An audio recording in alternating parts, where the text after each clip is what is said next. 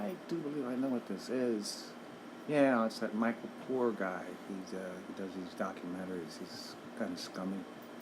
He leaked a bunch of names of people, and then they leaked his name, and he got all mad about it.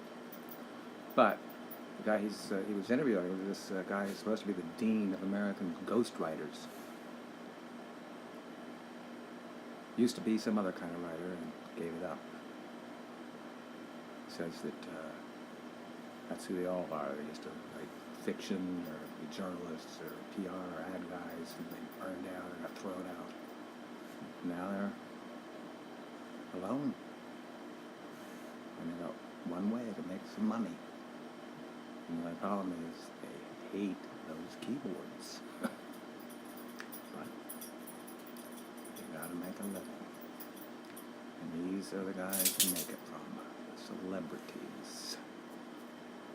Men and women with money and the clout and too little time to do any real work. They have their dinner parties, they have their rallies, get-togethers with their close friends. They take trips all over the world. And they have parties on their planes. Who knows what goes on up there? But when they get here, they pose for the camera and expect to be admired.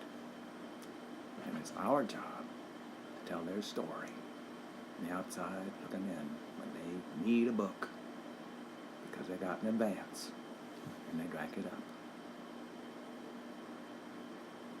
Well, it's the same way I begin one of their projects, he said. I got a contract and I get dead drunk for 3 days. And they send me the background, the message, the info, the tapes, the videos, all their public utterances, the photos they think they want to run in their silly book. That's what he said.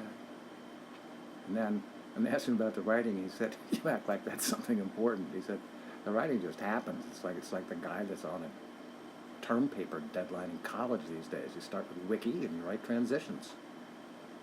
So, you just sit down and you type and you type and you type and you stay just drunk enough to keep going. And at the end of a week or so, there's a manuscript. And according to him, this is how they usually wind up at the end of that particular mess. The life of the ghostwriter. But then they get away and they can spend a little bit of their money. That's the good ghostwriters, that is, who are content with being invisible. They know they're clip art to everybody, a joke. Nobody ever hears from them. Nobody ever sees them. And for the most part, nobody ever actually reads what they write. I mean, this is Greek text they're showing us here. And the thing is that what's in these books might as well be Greek text. The writers don't read it, the editors don't read it, the celebrities don't read it, and the people who buy them don't read it. I mean, that's it goes, hey, he said, this was a real break in this interview. I thought they were going to go to fisticuffs. He was not supposed to reveal the fact that this guy is the one behind Hillary's books.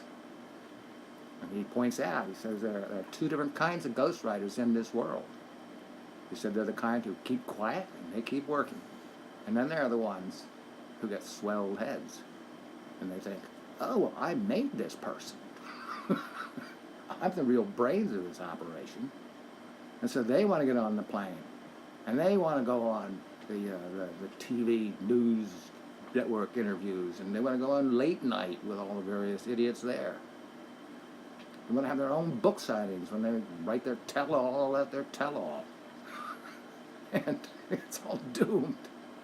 Because they're never going to work again as ghostwriters, and they already used up everything else. They're brain dead.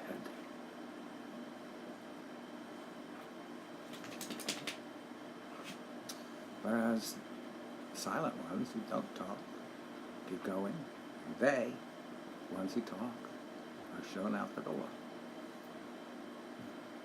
So, being in the game, and staying alone, staying quiet. Hey, were you recording this?